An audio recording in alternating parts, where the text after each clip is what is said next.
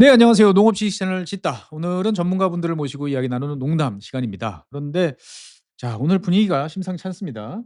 일단 분위기 좋죠. 뭐 저는 되게 좋아하는 술들이 네. 많은데 네. 소장님 술 좋아하시나요? 저도 좋아하죠. 좋아하시죠. 네. 네. 많이 못 마셔서 그게 안타까울 뿐이죠. 술은 좋아하시는데 많이 못 마신다. 그렇죠 이게. 네, 저도 비슷합니다. 네.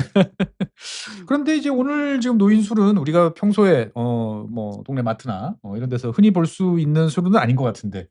이게 굉장히 특별한 술이고요. 네. 이게 위스키처럼 생겼잖아요. 마치 그렇죠. 소주처럼 보이기도 하고요. 이거는 예, 그렇죠. 네. 근데 이게 쌀로 만든 위스키고 쌀로 만든 소주입니다. 잠깐만. 소주는 쌀로 만들 수 있는데 위스키도 그렇죠. 쌀로 만든다고요? 그렇죠. 쌀로 만든 위스키가 있죠. 어. 우리나라에 요즘 굉장히 인기가 많습니다. 이게 다 국산? 당연히 국산이죠. 우리나라 쌀로 만든? 그렇죠. 우리나라 쌀로 만든 이게 예. 정부에서 이제 싸게 주는 가공용 쌀이 아니고요. 예. 이게 지역에서 생산되는 쌀로 가지고 만든 음. 아주 귀한 쌀로 만든 술이죠. 이야, 그러면 우리 쌀로 만든 위스키. 네, 그러면 맞습니다. 주제가 이제 술이군요, 술. 오늘은 술에 대한 얘기. 좋습니다. 우리나라의 술은 어떤가? 이거에 대해서 한번 얘기를 나눠보고 싶어 가지고 네. 전문가분을 모셨습니다. 네, 오늘 나와 주신 분께서는 이제 스마트 브루어리 오세영 대표님이십니다. 안녕하세요. 네, 안녕하세요. 시골에서 술을 만드는데 주로 이제 증류주를 주로 생산하고 있습니다. 예. 너무 반가운데 소리 네, 소개를 시골에서 술을 만든다고 말씀하셨는데 예. 청주에서 오셨거든요. 청주시 청주에서. 미원이죠. 그렇습니다. 미원 면 말씀은 저렇게 시골에서 오셨다 그랬지만은 네. 사실 이제 오세영 회장님, 네. 지금은 이제 스마트 브루어리 오세영 대표님이신데 저분의 이력이 참 특이하세요. 어떤 면이 또 특이하셔서 또 이렇게. 저도 이분이 아시는 분은 참 아실 텐데 우리나라의 그 최고 반도체 장인 명인으로 있잖아요. 올랐던 분입니다. 원래 그러면 팹에서 근무하시다가 이제 브루어리로. 그렇죠. 이제 반도체에서 한 20년 넘게 종사를 하다가 예예. 예. 삼성에서 미국에서 당연히 이제 아마 그 아이비리그 공대에서 유학을 하시고 그렇습니다. 돌아와 가지고는 와서 뉴스를 봤는데 예. 반도체 명인이라 그랬죠 그때. 그때 올랐고 그다음에 부부가 같이 또 나오셔 가지고 그리고 삼성전자에서 부사장을 하셨고 또 SK 반도체, SK 하이닉스를 오늘날 SK 하이닉스를 키우신 분이죠. 이야. 이렇게 보면은 거의 뭐 대한민국의 반도체와 관련된 이야기로는 해야 될 것 같은 그런 저도 그래 안 그래도 반도체를 질문하고 싶은데 SK 하이닉스 써야 되느냐 이걸 끊어주는데 오늘은 반도체 명인이 만든 예. 한국 술은 어떤 모습일까? 이거 오늘 주제가 상당히 현란합니다 보면은. 예. 근데 이제 그 반도체를 하시다가 이 술을 만드시게 된 이유 많이 질문을 받으셨겠습니다만 다시 한번 설명해 주시면 좋을 것 같습니다. 그러니까 뭐 반도체도 마찬가지지만은 이제 이 커다란 기업일수록 외국 손님도 더 많이 만나고 더 자주 만나고 출장도 네. 자주 가고 그러는데 그럴 때마다 뭐 선물을 한다거나 식사를 할 때 우리나라에서 생산되는 좋은 술이 있어서 그걸 외국 사람들한테 선물했을 때 외국 사람들이 감동하고 좋아하는 모습을 보고 싶다는 생각이 항상 있었는데 그게 제가 은퇴할 때까지도 이루어지지 않았습니다. 그래서 이제 저라도 좀 어떻게 시도를 해 보겠다 해서 사실 술을 직접 만들게 됐습니다. 이 전형적인 엔지니어 마인드인데요. 할 사람이 없으면 내가 한다. 뭐 이런 게 맞습니다. 근데 이제 술을 만드는 게 쉽지가 않잖아요. 반도체만 평생 만드시던 분이 술을 어떻게 그러면 기술을 배우고 하셨습니까? 제가 이제 삼성전자 퇴임한 게 2009년이고 그리고 이제 서울 반도체라고 이제 LED 만드는 회사에서 1년 대표 이사를 하다가 몇 달 쉬게 됐는데 갑자기 시간이 많이 생기니까 이 시간을 어떻게 좀 유용하게 쓸까 생각하다가 결국 이제 그럼 내가 평소에 술이 어떻게 만들어지나 궁금했었는데 이 궁금증을 한번 풀자 했었습니다. 네, 그래서 그때 이제 경기대학교에서 부설한 그 수수고리 아카데미라고 네네. 한 주일에 한 번 하는 그 술 교육기관이 있었습니다. 거기에 등록하고 매주 목요일 저녁마다 평생 가장 즐겁고 재미있는 수업을 들었습니다. 그러니까 술을 직접 만들고 그거를 시음해보고 뭐 술에 대한 얘기를 하니까 그것처럼 재미있는 그 강의와 수업이 없더라고요. 매주 목요일이면 딱 좋습니다 보면. 근데 반도체 만드는 것보다 그때 교육할 때가 더 행복했다 이렇게 말씀할 수 있는 그렇죠. 거예요? 제가 아주 뭐 항상 그 숨이 넘어갈 때까지도 공부를 해야 된다는 생각을 항상 갖고 있는데 그때 공부했던 시절이 가장 행복했던 것 같습니다. 그렇게 해서 이제 술을 만드는 일반론을 이제 배우시고 난 다음에 이제 실제로 이제 제대로 술을 만들어 보겠다라고 이제 하시면 보통은 처음에 대한민국에서 술을 만들겠다 그러면 대부분 이제 그 발효주, 막걸리로 청주 시작하잖아요. 뭐 이제 이런 계열일 것 같은데 예, 사실은 저도 이제 그 수수부리 아카데미 다니면서 여러 가지 레시피를 시도를 해봤는데 그중에 이제 찹쌀로 만든 막걸리, 그러니까 네. 뭐 석탄주라고 부르는데 그게 가장 맛이 좋아서 이제 제가 여기 이제 브루어리 시작하기 전까지도 집에서 그걸 만들어서 아. 제가 참석하는 모임에는 한두 번씩 꼭 들고 나갔습니다. 이제 그러니까 제 지인들이 이제 제가 이제 이 청주에서 양조장을 한다 그러니까 당연히 이제 그 막걸리를 하는지 알았는데 엉뚱하게 이제 신제품으로 소주가 나오니까 모든 사람들이 깜짝 놀랐습니다. 근데 이제 소주를 만든 이유는 예. 수수부리 아카데미로 인연을 맺은 몇몇 분들이 있었는데 그분들이 이제 왜 우리나라 그 전통주, 특히 소주가 그러니까 증류식 소주가 이 확산이 안 될까 고민해 보니까 그 소비자들의 가격에 대한 저항이 너무 크다. 아, 소주를 비싼 가격을 주고 먹기에는 좀 이게 부담스럽다. 희석식 소주가 너무 싸니까 아. 10,000원 넘는 증류식 소주는 엄두를 못 내는 예. 이런 상황이다 보니까 그래서 이제 그걸 하여튼 5,000원대에 만들 수 있는 뭐 레시피가 됐든 뭐 생산 방식이 됐든 한번 해보자 하는 생각을 갖고 이제 몇몇 사람이 모였었습니다. 그래서 아. 이제 그때 제가 이제 그 5명 멤버에 끼어가지고 예. 이제 소주를 갑자기 하게 됐죠. 어떻든 이 소주를 그러면은 이제 만들어 보시겠다라고 이제 시작을 하셨는데 보통 소주 그러면은 이제 우리가 뭐 증류식 소주 그러면 이제 안동 소주라든지 그렇죠. 예, 되게 독한 소주 뭐 40도 이상 되는 고도주라고 이제 주로 하는데 그렇게 하시다가 다시 위스키로 이렇게 넘어온 이런 과정도 한번 말씀해 주시면 좋을 것 같아요. 그러니까 그 소주는 뭐 기본적으로 이제 그 쌀로 만든 그 증류주니까 네. 그건 소주는 좀 이 거쳐야 될 일종의 좀 그 통과 의례인 것 같고 네. 그리고 아무래도 이제 소주 시장이 크다 보니까 소주를 기본으로 가지고 가되 그러면 어떻게 그 차별화를 할까 하는 생각을 했었습니다. 그리고 모두에 말씀드렸듯이 정말 세계 사람들이 좋아하는 한국 술을 만들자는 생각을 항상 머릿속에 하다 보니까 역시 스케일이 크셨군요. 소주는 아닌 것 같다. 아, 소주는 아닌 것 같다. 희석 소주가 아니고 증류식 소주라고 하더라도 이건 한계가 있다. 음. 그리고 이제 그 보드카에 익숙한 사람들이 네. 우리나라 소주를 좋아하기가 너무 힘들다. 이제 그래서 생각한 게 그러면은 소주처럼 쌀로 만든 그 증류 원액을 갖다가 예. 오크통에 숙성을 하면 어떨까? 이제 이런 생각이 들은 거죠. 오, 발상의 전환이군요. 예, 그러면. 그래서 이제 몇몇 뭐 술에 대한 또 우리나라 그 탑노치에 속하는 분들한테 그 자문을 구하니까 죄송하게도 다들 부정적이었습니다. 소주를 오크통에 한다고 좋은 술이 될까? 오크통에 들어가는 술은 당연히 이제 보리로 만들어야지 뭐 이제 이런 또 선입견이 있으셨군요, 보면은. 하여튼 뭐 그럼에도 불구하고 이제 그 저희 충청북도 영동지방에 이제 오크통 만드는 데가 딱 한 군데 있는데. 아, 국산입니까? 예. 근데 거기서 통을 갖다가 몇 개 사가지고 이제 시도를 해봤습니다. 그래서 얼마를 숙성을 해야지 좋은 술이 나올지 아무런 감도 없었고, 그리고 과연 이게 좋은 술이 나올지도 알 수가 없었었죠. 일단 부딪혀 보자. 예. 그러다가 한 8, 9개월쯤 지난 다음에 제가 이제 이렇게 보니까 색깔도 굉장히 이쁘고, 맛도 괜찮고, 향도 아주 그럴싸하고, 그걸 갖다 이제 샘플을 만들어가지고 그 몇몇 교수님들한테 갖다 드렸더니 그냥 깜짝 놀라시는 거예요. 아, 이게 진짜로 쌀로 만든 술입니까? 그러니까 보통 쌀로 만든 술이라 그러면 왠지 특유의 느낌들이 있지 않습니까, 보면은. 그래서 이제 그 술 고유의 그 무슨 뭐 감칠맛이라고 할까 하는 것 같고, 네. 또 이제 저는 이제 오크통을 갖다가 이제 버진 오크통을 씁니다. 새 오크통을 쓰기 때문에 그 오크의 프레시한 향과 이 그 무슨 바닐라 향과 뭐 맛이 어우러지니까 정말로 이제 그 다른 위스키에서는 못 보던 그런 맛과 향이 나오니까 이 전문가들도 깜짝깜짝 놀랄 만큼 좋아하시더라고요. 어떻게 보면 이제 발상의 전환으로 보면은 서로 안 어울릴 것 같은 요소를 딱 조합을 해가지고 이제 만든 건데 이 마하누크가 그러면은 그렇게 나온 술이라고 봐야 될까요? 그렇습니다. 정말 처음에 딱 보면 다 위스키죠. 예. 근데 대개는 이제 스카치 위스키 그러면은 보통은 뭐 짧아도 12년 정도 아니면 보통 18년 정도를 오크통에서 이렇게 숙성을 시키잖아요. 여러 번 통을 바꿔가면서.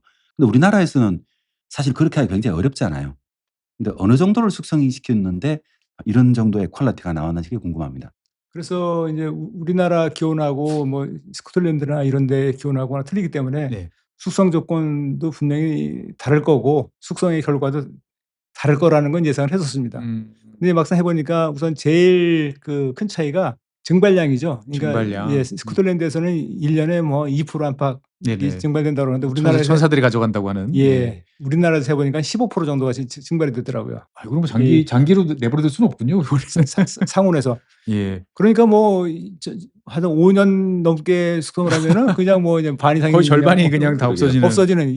이런 상황이니까 이건 좀 곤란하겠다. 네. 근데 다행히 온도가 높은 여름이 있다 보니까 네네. 여름 한철 숙성 효과가 굉장히 컸었습니다. 아, 짧게 아주 많이 숙성이 예. 되고. 어차피 숙성이라는 건데 화학 반응이기 때문에 네네. 그래서 2년쯤 그러니까 처음에는 1년짜리를 판매를 했는데도 반응이 굉장히 좋았습니다. 근데 이제 1년이다 보니까 어느 배치는 꽤 괜찮고 어느 배치는 영 아니고 해가지고 이건 좀 뭔가 좀 미숙한 뭐가 있다. 아, 역시 반도체 라인에서 나오는 용어들이. 그래서 이제 숙성 기간을 이제 18개월로 늘리니까 훨씬 낫고. 아, 18개월로. 예. 그래서 그다음에는 그러면 기왕이면은 2년으로 하자. 2년으로 하니까 꽤 안정된 제품이 나옵니다. 근데 그다음에는 2년짜리 제품을 주된 그 판매 네네. 종목으로 하고 그다음에는 그럼 3년을 해보면 어떨까? 증발량이 많겠지만 더 좋아지지 않을까? 뭐 그래서 이런. 예. 3년을 해보니까 그냥 갑자기 목재 냄새가 팍 나가지고 선을 넘어버렸군요. 예, 그러면은. 그래서 3년 이상은 좀 아닌 것 같다. 그래서 이제 이 배치 중에 맛이 좋은 거는 골라가지고 이제 네. 3년에 근접하도록 숙성을 시키고 나머지는 2년으로 했습니다. 그러니까 2년에서 2년 반 정도다 평균. 그런 것 같습니다. 제 경험상으로는 그렇습니다.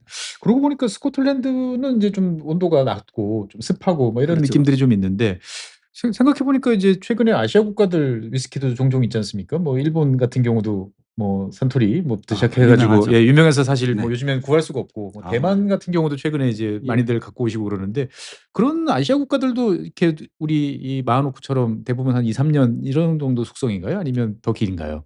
그렇다고 보시면 됩니다. 근데 이제 그 인도의 뭐 아무르시라든지 대만의 카발란 같은 거는 이제 원료는 이제 위스키와 똑같이 그 메가를 쓰고 있고요. 예. 그 대신에 거기도 이제 고온 지방이기 때문에 숙성 기간이 굉장히 짧습니다. 그래서 거기도 이제 그 증발량 때문에 뭐 이 5년 10년 숙성된 건 거의 없고 그냥 적당히 숙성해가지고 맛이 좋으면은 판매하는 그런 전략을 쓰고 있습니다. 그러다 보니까 이게 숙성 기간이 짧으니까 아무래도 이제 가격 압박에서 좀 해방된다 그럽니까? 그러니까 이게 위스키 전문가들이 위스키 매니아들이 이제 이걸 한번 마셔보고는 이 맛이 마치 스카치 위스키 18년산하고 이제 두 개를 갖다 놔도 구분하기 힘들다.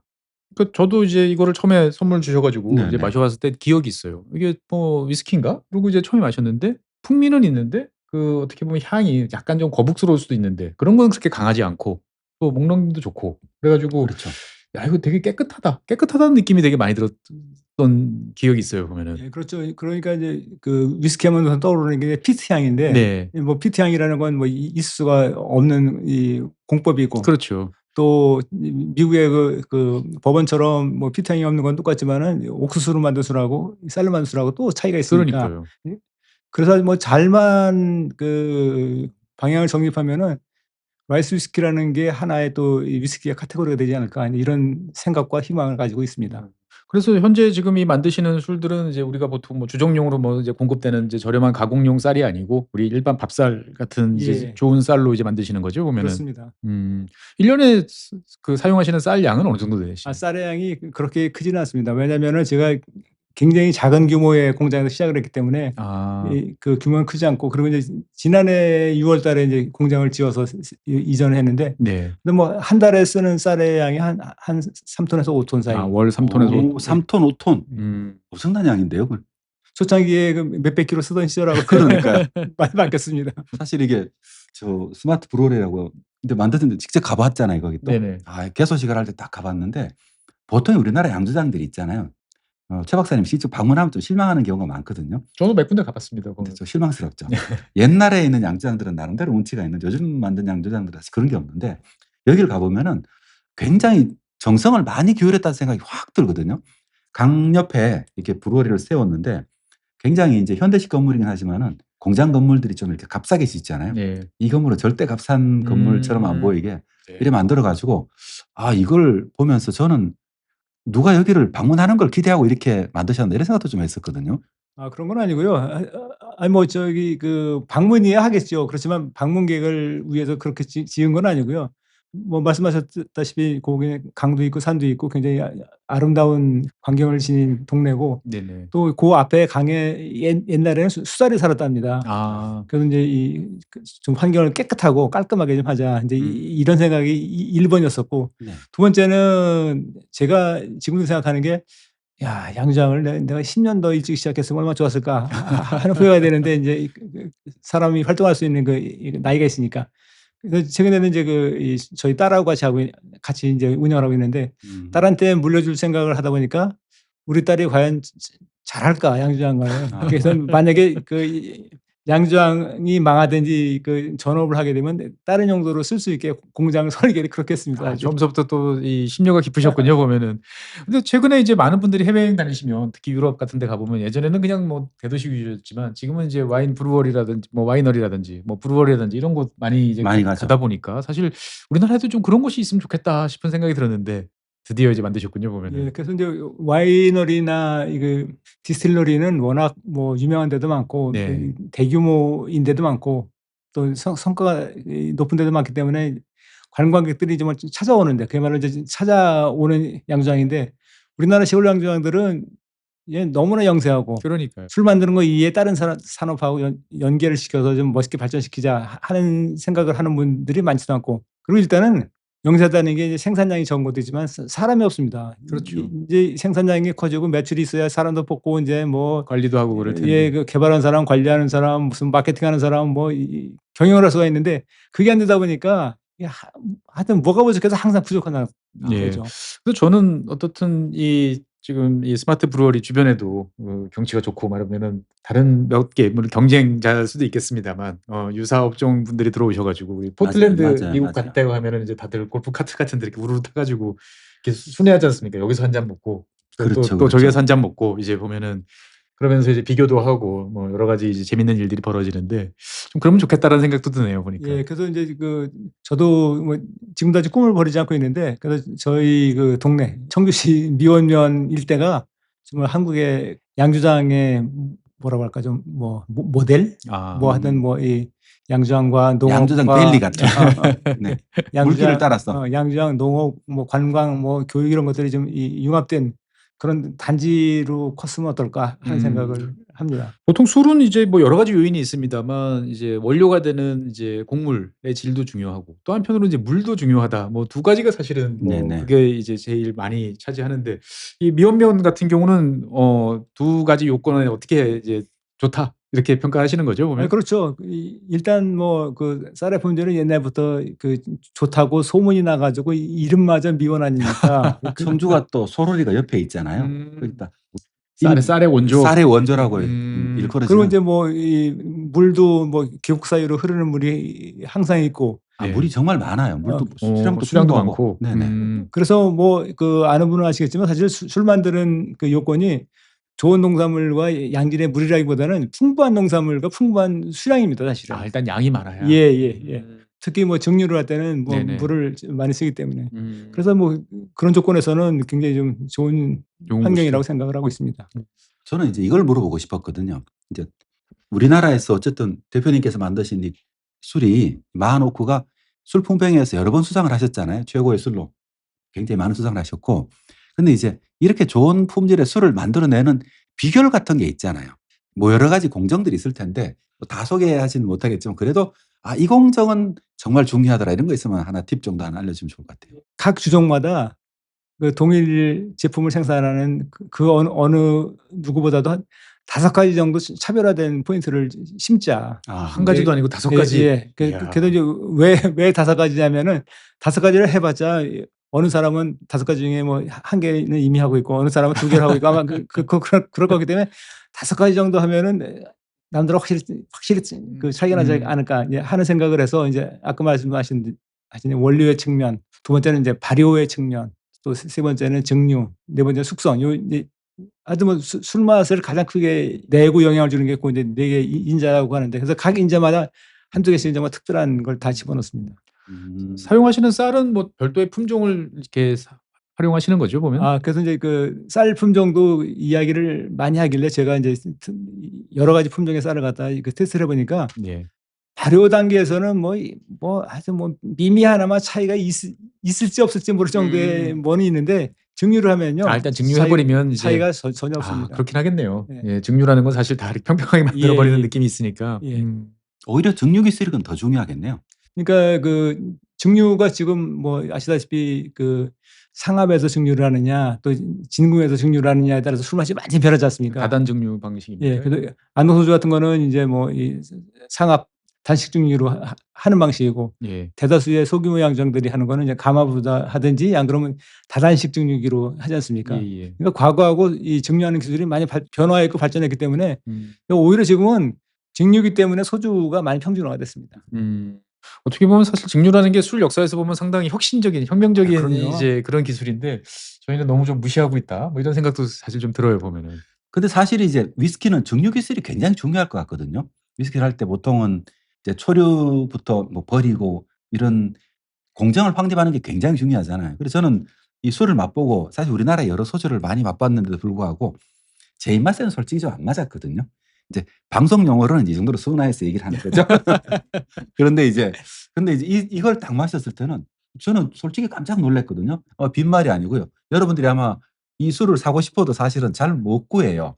저는 이제 지인찬 술 해가지고 저는 이제 특별히 이제 한 박스씩 구해가 이렇게 한 돌리잖아요. 박스씩. 한 야, 박스. 그러니 다른 이거 사람 아무나 그럴 수 있는 게 아니에요. 이거는 이제 지인찬 술을 이제 특별히 제가 열심히 모시고 다녔거든요. 이제 그러니까 이거에 대한 광고 홍보 이런 거 하고 전혀 관계없이 사실 이 퀄리티가 좀 특별해요. 굉장히 잘 만들어 가지고 이 스카치 위스키하고도 이게 차이점을 분명히 차이는 이 있고 차이는 있죠. 분명히 있죠. 차이는 있지만은 있는데 약간 고급스럽다. 그다음에 저는 소장님이 뭐가 그렇게 마음에 안 드시는지 알 것 같아요. 그 우리 보통 이 술에서 우리나라에서 나오는 술에서 나오는 공통적인 한계가 있거든요. 이취들이 많잖아요. 그렇죠. 이취들이 많고 전통적으로 또 이 누룩을 쓰다 보니까 누룩취도 같이 섞여 있어요. 이거를 우리나라 전통 소주에서는 참 없애기 어렵거든요. 물론 이걸 좋아하는 사람도 있고. 근데 이제 이 술은 보니까 아마 그런 공정을 세밀하게 해서 다 이렇게 이 술이 특히 깔끔하잖아요. 반도체 라인 만드시는 것처럼 이렇게 연속 공정으로 이렇게 쫙 저는 관리하시는 거 아닙니까? 보면은? 엔지니어라서 이게 가능하지 않았나 이런 생각을 굉장히 많이 했거든요. 그런 건 아니고요. 저는 하여튼 전통에 구애되지 않고 경우의 수를 다 한번 실험을 해보자.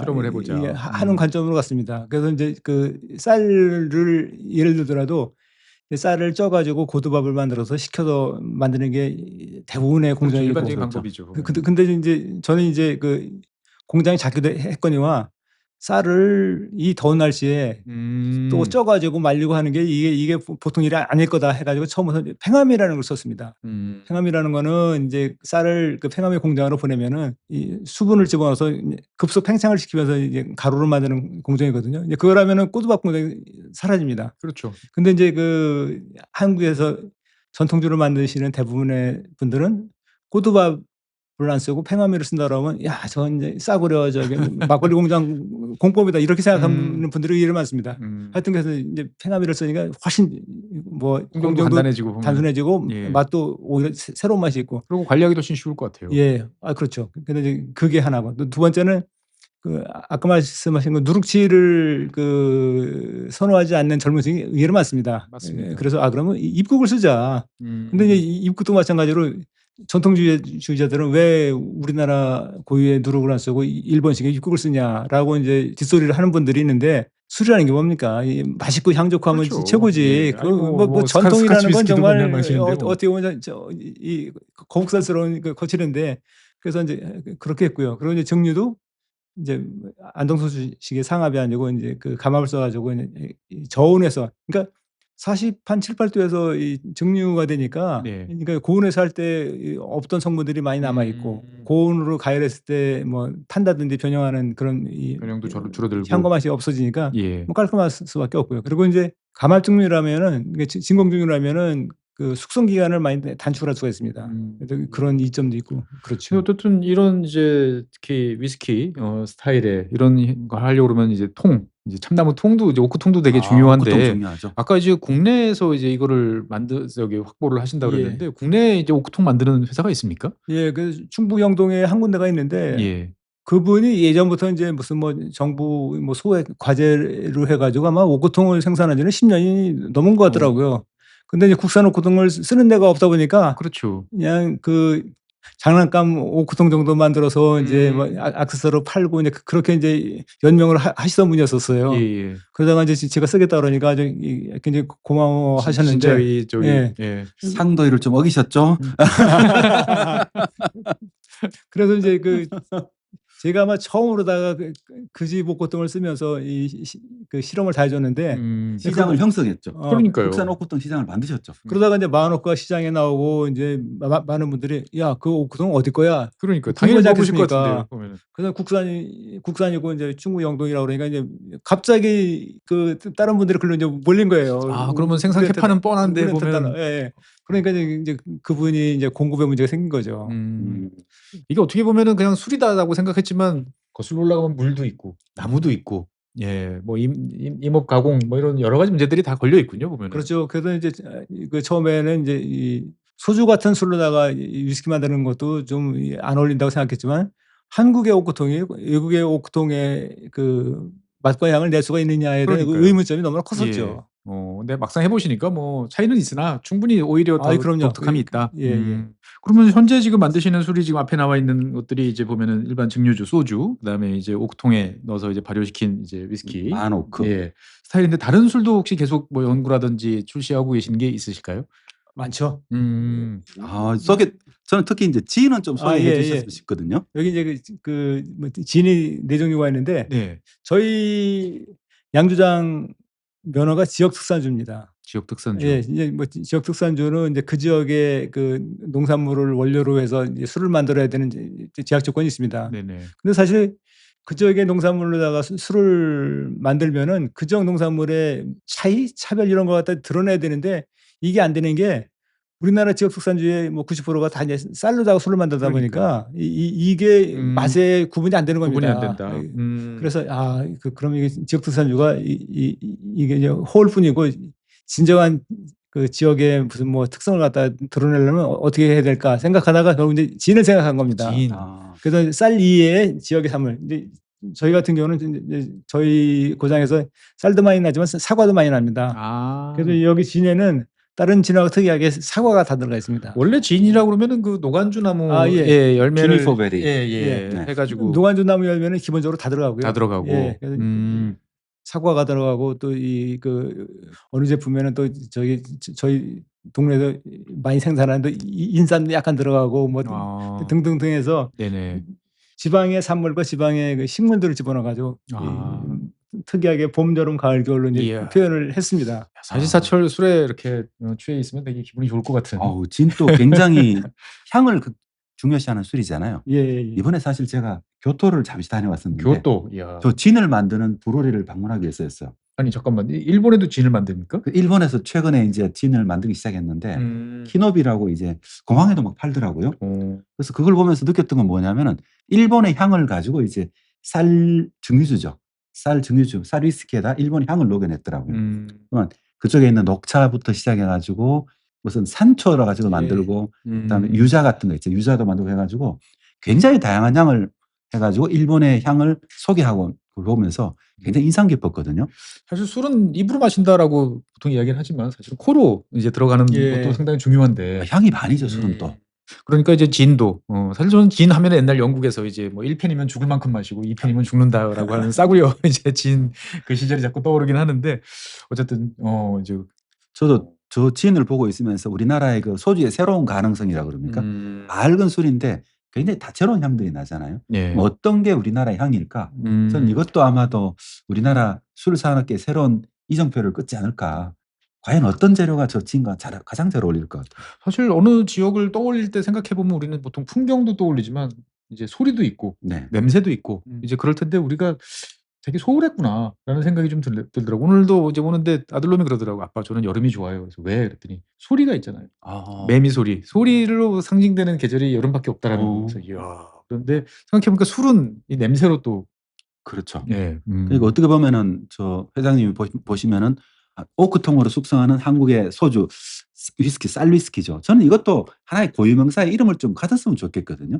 쌀 위스키 이러면은 사실 그렇죠. 잘 위스키라고 와닿지. 그러면은 왠지 메가를 써서 무조건 만들어야 될 것 같으니까. 예, 근데 이제 우리나라 그 주세법상 위스키라는 이름을 붙이려면 메가를 꼭 사용해야 됩니다. 예. 그래서 저거는 뭐 외국에서는 그레인 위스키로 취급을 받습니다만 한국에서는 오히려 소주의 아류로 이게 이렇게 브랜드명이라도 하나 만들면 어떨까? 술 이야기 나오면 항상 나오는 이 악당, 이 주세법. 아, 주세법. 근데 그 찾아보니까요. 동남아시아 쌀 생산 국가는 이미 라이스 위스키라고 시중에서 팔고 있습니다. 아, 라이스 위스키. 그래서 이제 우리가 우물쭈물하는 사이에 예. 라이스 위스키에 대한 뭐 카테고리는 이미 만들어졌군요. 뭐 그러면은. 정이라든지 뭐 등을 갖다가 외국한테 선수를 뺏길 그럴 우려마저 있습니다. 어떻게 보면 우리는 술을 자꾸 이제 규제 대상으로 자꾸 생각을 하다 보니까 아, 저는 또 술을 가지고 규제도 그렇지만은 예. 자꾸 전통에 너무 묶어 놓으려고 그래요. 전통이 도대체 뭐 있을까요, 사실? 그러니까요. 대한민국에 술 이걸 전통이라는 게 과연 있나요? 그래서 저도 이제 술을 한 2010년도부터 술에 대해서 관심을 가지고 관련되는 일을 조금씩 했었는데 보면 느끼는 건 뭐냐면 항상 우리나라에 무슨 산업은 다음 단계로 가려고 그러면은 좀 이렇게 전통이 발목을 잡는 역할을 한다는 생각을 많이 해요. 전통을 지키는 건 저는 가치 있는 일이라고 생각하거든요. 하지만 이제 우리가 술이라는 게 과학이잖아요. 특히 증류주는 과학의 결정체이기도 하고 이걸 더 발전시켜 나가는 거는 전통을 좀 뛰어넘는 거잖아요. 그죠? 그러니까요. 아니 뭐 전통만 살리면 지금도 이제 아프면은 저 버드나무 껍데기 씹어 먹고 있어야죠. 그걸 이제 살리실산을 뽑아냈으니까 지금 저희가 이제 이렇게 약으로 먹고 있는 것처럼. 사실 이 전통주 업계에서는 이런 논쟁들이 굉장히 많잖아요. 많고 여전히 이제 전통파들이 좀 우세하다는 느낌도 많이 받거든요. 좀 많이 외롭지 않으세요, 회장님? 일단은 그 전통주라는 이름을 붙이면은 그 뭐 특별히 봐주고 우대를 해주는 그런 묘한 분위기가 있고요. 네네. 또 전통주라는 그 타이틀을 붙여야지 뭐 정부 지원을 쉽게 받을 수 있는 그런 또 묘한 또 그 분위기도 있고. 그래서 사실 전통에서 벗어나기가 쉽지는 않습니다. 저는 오늘 이거 딱 보면서 특히 마하노크나 아니면 저 진 같은 경우는 요번에 이제 10월 달인가요? 11월 달에 있는 저희 경주에 사는 에이펙. 네. 이럴 때 한번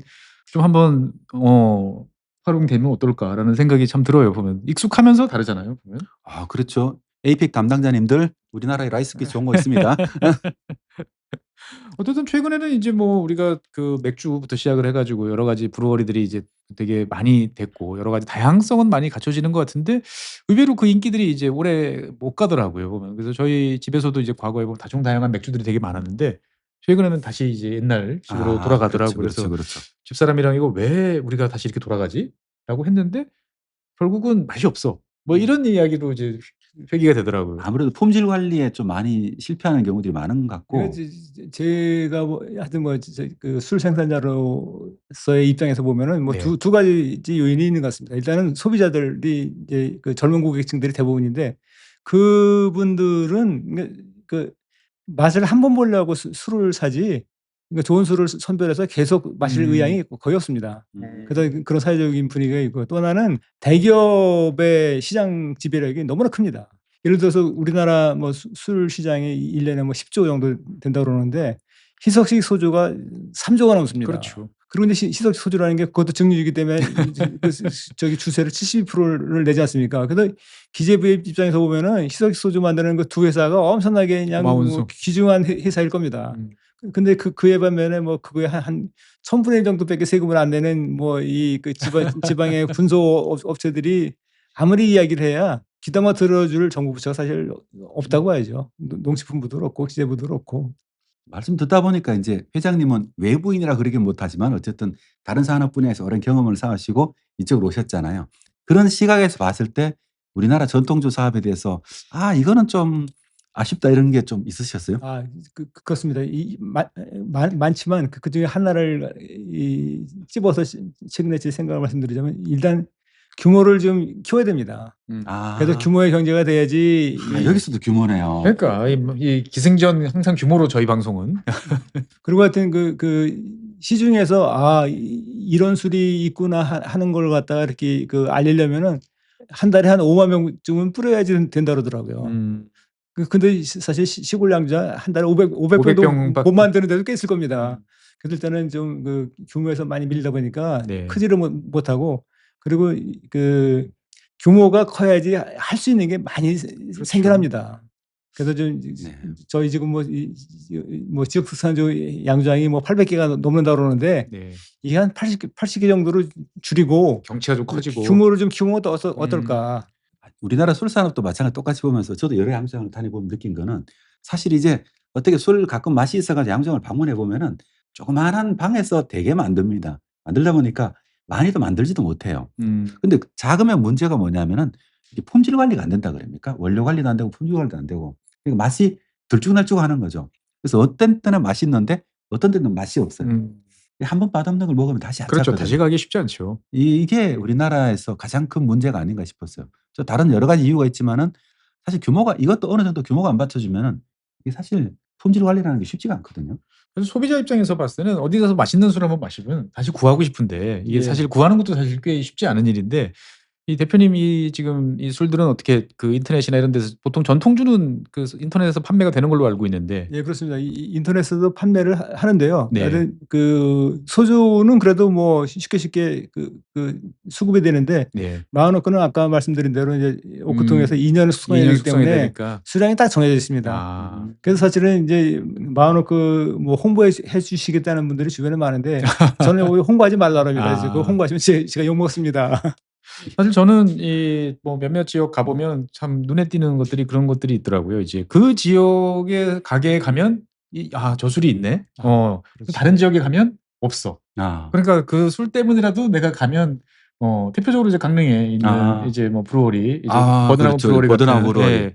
강릉역에 가서 편의점에 딱 가보면 '아 맞다. 저거 내가 갔어야 되는데 못 샀네. 아. 여기서라도 사 가자.'라고 생각해서 무거운 그 네네. 병을 들고 굳이 오는데 이 지금 대표님께서도 계신 청주 이런 곳에 보면은 좀 그런 것들이 좀 있으면 좋겠다라는 생각이 좀 들어요 보면은. 그렇죠. 그래서 이제 저도 이제 시청이나 도청 뭐 담당 직원들 만나면 그런 얘기를 합니다. 이 KTX역이라든지 공항에는 좀 이렇게 지역 특산주를 그러니까요. 예. 정말 청주공항 있잖아요. 예, 그래서 각 브루어리에서 한 종씩만이라도 좀 그러니까요. 좀 판매 좀 하고 홍보 좀 하게 해달라. 그러면 이제 그쪽에서는 이제 한숨을 쉬죠. 그런 것까지는 우리가 할 수 있는 무슨 뭐 권한도 없고 뭐 강릉에서는 다 하고 있는데 보면은 뭐 편의점에도 가면 있고 보면은 예. 저도 그런 게 정말 필요하다고 생각하고 있거든요. 예를 들어서 사실 이제 이 소규모 브루어리들이 지역의 어떤 브루어리를 키운다는 거는 지역 활성화에 도움이 되고 국산 농산물 소비에 도움이 되고 또 한국의 맛을 알리는 데 도움이 되잖아요. 그러니까요. 사실 술은 또 음식과 함께 가기 때문에. 네, 그렇죠. 예. 그러니까 이런 양조장들이 좀 성장할 수 있는 기반을 만들어 주는 건 굉장히 중요하다고 생각하고 있거든요. 그렇죠. 공항에 계신 분들하고 좀 이렇게 아이, 주변에서 노력도 해 줘야 공항이 돼요. 아닌 것 같아요. 동네에 이제 이 편의점 이제 사실 편의점에 네. 있는 게 제일 중요하더라고요. 왜냐면 사람들이 맨날 가는데 평소에 못 보던 게 하나 있으면 눈에 띄거든요. '이거 뭐지?' 라고 한 번씩은 그래도 꺼내 보는데 그러면서 이제 익힐 수 있는 거죠 보면은. 그리고 또 청주라는 게 어떻게 보면은 오세훈 회장님을 유치하셨다기보다 저도 이제 그 스토리를 조금 알기 때문에 브루어리를 만드는 데 힘드셨잖아요. 공무원들이 사실 잘 안 도와주잖아요. 고향에서 이렇게 명망가잖아요. 어떻게 보면 명망가가 내려갔는데도 브루어리를 만드는 데 굉장히 많이 힘드셨더라고요. 고생하셨을 겁니다 보면. 이게 예. 그러니까 도대체가 이렇게 열심히 지역을 위해서 뭔가를 헌신하겠다는 분들이 있어도 저렇게 힘든데 또 우리가 할 수 있는 게 뭐가 있을까 이런 생각도 많이 들더라고요. 결국은 저는 그런 그 고생과 노고 헌신에 기여하는 거는 외지 사람들이 많이 알아줘야 된다고 생각해요. 아, 그래요? 그 동네에서는 잘 안 알아주시더라고요. 이 외부에서 와서 팔아주고 외부에서 찾아주고 외부에서 좋다고 자꾸 이야기를 해줘야 동네에서는 '아 그런가 보다.'라고 그럼 이제 하더라고요 보면. 그럼 이게 최준영 박사님들 팬들 있잖아요. 팬들 네. 모시고 브루어리 한번 방문하면서 예. 주변에 오뎅이라도 하나 사 먹고 이런 일도 한번 만들어야 될 것 같아요. 환영합니다. 알겠습니다. 최 박사님 예. 다녀가면 이게 성지로 나올 것 뭐 같습니다. 원래 이제 지구본 연구소 세계를 이야기하다 보면 사실은 맨날 하고 싶은 게 술 이야기인데 어느 그렇죠. 나라든 새로운 술이 있으니까 음. 여러 가지 이야기를 많이 할 수 있는데 한번 또 대표님 모셔서 언제 한번 이야기를 또 나눠보면 좋을 것 같습니다. 그리고 이제 마지막 질문일 수도 있는데 우리나라의 술 산업이라는 게 사실 중요한 산업이잖아요. 첫 번째 말씀하셨지만은 각 나라마다 고유한 술에 대한 그게 좀 있어야 되잖아요. 그죠? 그게 이제 어떻게 보면 선진국의 조건 같기도 한데 우리나라 술이 그렇게 가야 되잖아요. 예. 뭐가 필요할 것 같습니까, 회장님은? 자꾸 얘기합니다. 만약 이 규모를 더 키워야 될 것 같고요. 그럼 집중적인 투자가 좀 있어야 되겠네요. 예. 하여튼 지금 세계 술 시장 규모가 한 1,000조쯤 된다고 그러거든요, 우리나라 네. 돈으로. 근데 네. 1,000조쯤 되는데 우리나라가 지금 그 규모가 이제 10조 정도 아닙니까? 아니 그러니까 이렇게 몸 바쳐서 팔아 주는데 보면은 그러니까 인제 소주 만드셨죠? 우리나라 경제 규모가 이렇게 커졌는데도 불구하고 술 시장의 1%라는 건 이건 정말 그러니까 이 말이 안 됩니다. 자존심 상하는 이야기인데 보면. 예. 예. 음. 그래서 인제 결국 이제 세계 시장으로 나가야 나가야 되는데 된다. 세계 시장으로 나갈 때 정말 우리나라 한국의 뭐 아이덴티티를 갖고 또 정말 굉장히 좀 그 세계 사람들한테 어필할 수 있는 그 특장점을 가는 술을 개발해서 치고 나가야 되는데 예. 막걸리와 소주가 인제 규모가 제일 크니까 그 사람들이 먼저 밀고 나가니까 세계적으로 형성되는 인식이 '한국에서는 소주야.' 인제 이렇게 되거든요. 저렴한 술 막 이렇게. 그러면 그 소주가 한국 술인 한은 더 이상 발전이 없습니다. 저는 또 이제 오크통이 또 하나의 중요한 역할을 하잖아요. 우리나라도 이제 참나무를 굉장히 많이 심기도 하고. 근데 또 산림청 같은 데서도 이런 국산 오크통을 어떻게 공급할 건가. 자꾸 소나무만 심지 말고 그렇게 욕먹잖아요. 이런 것도 선제적으로 좀 이렇게 하면 좋을 텐데 산업이 만들어지면. 사실 나무라는 게 뭐 키워서 어디다 써먹을 지가 있으면 그다음에 되는데 우리는 이제 그런 문화가 없다 보니까 사실 어려울 것 같은데. 근데 뭐 맞아요. 산림청도 최근에는 이제 오크통용 참나무에 대한 관심이 일부 부서에서 이제 가지고 움직이고 있다고는 합니다. 근데 아시다시피 외국은 오크통용 그 참나무가 수령이 70년 내지 100년 된 거라고 그렇죠. 그러는데 우리나라에서 70년, 100년을 기다려 줄까 이제 이런 생각도 좀 있고요. 하여튼 뭐 남 박사님 말씀하신 대로 소주 막걸리가 아니고 세계 사람들한테 그래도 좀 그 어필에 근접해 있는 거는 이 옥고 숙성주가 아닌가 이런 생각이 있거든요. 그래서 아까 말씀드린 대로 라이스 위스키에 대한 그 품질 이런 걸 더 좀 잘 좀 정제를 시키고 정말로 좋은 술을 만들면은 소주 막걸리보다 훨씬 승산이 크다고 봅니다. 결국은 이제 돈을 벌 수 있다. 예. 라는 예. 생각을 사람들이 확신을 해야 네. 이제 될 것 같고. 다른 한편으로 보면 요즘에 뭐 최근에 이제 여러 가지 뭐 투자를 위한 펀드 조성하고 뭐 이제 여러 산업에 대해서 다양하게 한다 그러는데 이런 이제 술과 관련된 산업도 어떻게 보면은 좀 한 몫을 차지할 수 있도록 좀 배려를 해 주면 좋겠다라는 생각도 드네요. 적극적으로 투자를 해야 되죠. 그래서 저는 정말 그 농식품부에도 큰 기대를 했었고 뭐 기재부 뭐 규제 푸는 것도 기대를 많이 했었는데 거의 불가능하다는 거의 불가능하다. 결론에 도달해서 차라리 산자부에서 술산업을 갖다 육성하면 어떨까 하는 생각까지 합니다. 참 어떻든 이 남들이 가보지 않은 길은 참 쉽지 않다라는 생각이 많이 들고. 그래도 이제 반도체 만드던 명인께서 우리나라에 갑자기 소규모 양조장이잖아요. 거대하게 직원을 몇만 명을 하시던 분이 갑자기 이제 독립 양조장을 혼자 하시잖아요. 근데 옆에서 보고 있으면은 네. 너무 재밌어 하시는 것 같아요. 즐거우십니까 지금도? 노코멘트. 네. 너무 답변을 드리기가 너무 복잡합니다. 뭐 그게 확 와닿습니다. 보면. 즐거운 것도 있는 것 같고 복잡한 것도 있을 거고 힘든 것도 있는 것 같고 또 가끔 이제 화도 나시는 일도 가끔 있잖아요. 수세법 개정 문제부터 해서 오크통 문제, 그다음에 이제 지자체들의 인허가 문제부터 해가지고 사실 모든 게 다 새롭게 시작한다는 건 굉장히 어려운 일 같더라고요. 저는 그런 생각도 들어요. 사실 뭐 이런 이야기를 막 하다 보면 결국 남들이 안 해본 거를 하기 제일 좋은 동네가 어딜까? 대한민국에서. 이런 생각을 가끔 해보면 저는 서울인 것 같아요. 역설적으로. 서울 한복판에서 만약에 이런 거를 맞아, 뭐 어디선가 하겠다. 서울 산자락 밑에서 뭐 북한 산자락에서 이런 걸 하겠다라고 했을 때는 뭔가 그래 될 것 같아. 라는 생각도 금방 될 것 같고 여러 가지 뭐 그래 한번 해보자라는 인식, 그다음에 나도 한번 투자해보자라는 생각, 사람 구하기도 쉽고.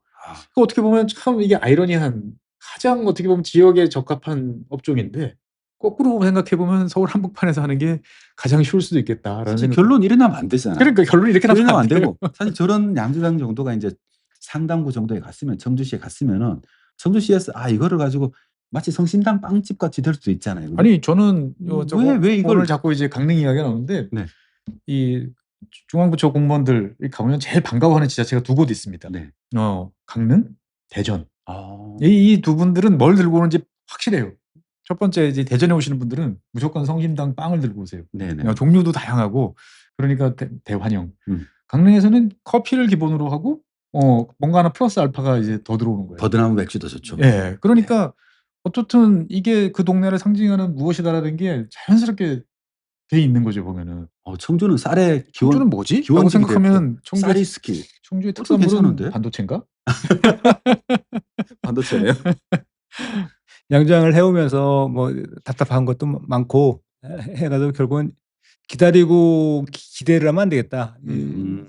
직접 우리가 치고 나가야 되겠다 하는 생각이 들어서 네. 지난해부터 이제 그 소규모 양조장끼리 그 협회를 하나 만들어서 아. 우리 의견은 뭐고 우리의 의견을 갖다가 창구로 만들어서 전달하자. 네. 그리고 이제 법령도 바뀌기를 기다리는 게 아니고 기대하지 말고 우리가 만들어 제안을 하자. 네. 하는 얘기를 해가지고 이제 많은 그 양장들이 이 동감을 표시해가지고 이제 얼마 전에 협회를 하나 만들었습니다. 일이 점점 많아지시는 그 거예요. 협회장으로도 취임하셨더라고요 보니까. 이렇게 은퇴를 하시고 또 어떤 반도체 업계에서 은퇴를 하시고도 새로운 업계에 들어왔잖아요. 거기서도 마치 반도체처럼 이렇게 막 글로벌을 끌고 나가는 느낌이 확 들어가지고 농업계로서는 어떻게 보면은 굉장히 귀인을 얻은 것 그러니까 같다. 귀인을 얻으셨는데 귀인을 얻은 것 같다. 이런 느낌이 확 듭니다. 근데 이제 그 협회 말씀 잠깐 하나 더 에피소드를 드리자면은 그 만들자는 데까지는 다 동일하고 그냥 엄청나게 많은 사람들이 순식간에 모였어요.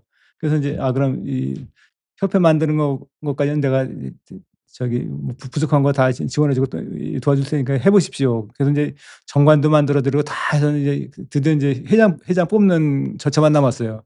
근데 모든 분들이 고사를 해가지고 그래서 이제 2달 동안 이제 홀드가 됐어요. 협회 창설하는 게. 그러다가 이제 이대로는 무산될 것 같아가지고 그럼 일단 총회를 합시다. 총회를 해서 정말로 그때까지 회장이 아무도 안 나오시면은 뭐 저를 지명하면 그때는 제가 하겠습니다. 했더니 결국 끝끝내 아무도 안 나오시더라고요. 결국 대한민국 전통은 이 말 꺼낸 사람이 이 책임을 지는 벽박 쓰는 구조죠. 그래서 항상 보면 침묵은 예. 우리나라에서는 금인 것 같아요. 사실 또 이게 또 하나 이유 중에 하나가 술을 이제 처음으로 업계에 들어오시는 분들이 많다 보니까 다들 영세하고 힘들어요. 공개적으로 이제 협회장이 되고 하면은 대외 활동도 해야 되고 하는데 아무튼 그것도 이제 좀 여러 하나의 가지 제한이 부담스러우시기는 하겠습니다만 그래도 어떻든 이 협회라는 건 사실 이제 문제를 스스로 해결하겠다라고 하는 자조의 원칙인데 좀 적극적으로 움직이는 게 사실 농업 뭐 분야도 마찬가지고 모든 분야에서 그 분야 사람들 열심히 해줘야죠. 같이. 그러니까요. 누가 해주겠습니까? 네. 어떻든 이게 술이 있으니까 막 이야기가 끝이 없는데. 저도 여기다 계속해서 한 잔 홀짝홀짝 마시고 있는데 계속해서 점점 말이 많아지는 것 같아요. 끝을 못 내겠어 이제. 예. 하지만 이제 또 시간이 됐으니까 예. 너희들만 술 먹냐 뭐 이런 이야기도 하실 것 같아서 네. 예. 오늘은 여기서 마무리를 해야 될 것 같습니다. 네, 오늘은 스마트 브루어리 오세용 대표님 모시고 청주에서 지금 여러 가지 마하노크부터 시작해서 여러 증류주, 네. 최근엔 진까지 나오는 여러 라인업도 소개해 주시고 우리나라 술 산업과 관련된 이야기 많이 해주셨는데 어제 다음번에 또 한번 기회 되면 모셨으면 좋겠습니다. 그때 되면 이제 마하노크를 옆에다 쭉 쌓아놓고 예. 시음하면서 한번 해보죠. 시음하면서 하는 예. 네, 오늘 먼 길 나와주시는 오세용 대표님 감사하고요. 지금까지 시청해주신 여러분 대단히 고맙습니다. 앞으로 대한민국 이런 새로운 술에 대해서 많은 분들의 관심과 애정 부탁드리면서 오늘 방송 마무리하도록 하겠습니다. 대단히 감사합니다.